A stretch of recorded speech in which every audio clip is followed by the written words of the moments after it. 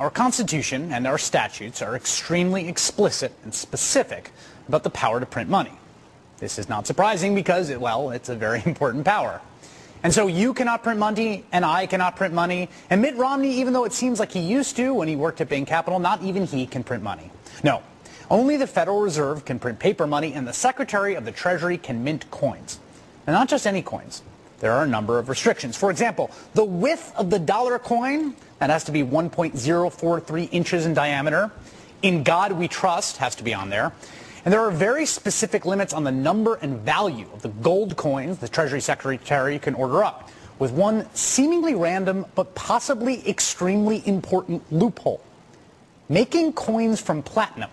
It turns out that's pretty much at the discretion of the Secretary of the Treasury.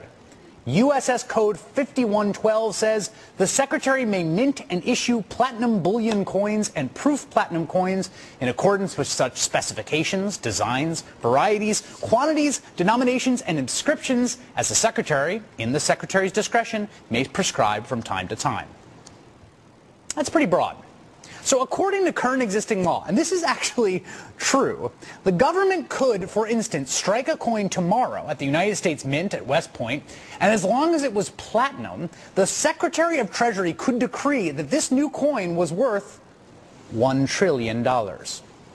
Doing so would solve a really big problem that's looming on the horizon, because theoretically, the Secretary of Treasury could then take the $1 trillion coin, deposit it in its account at the Federal Reserve, and use the money to write checks to pay our debts, even if Congress refuses to raise the debt ceiling. Ah, yes, the debt ceiling.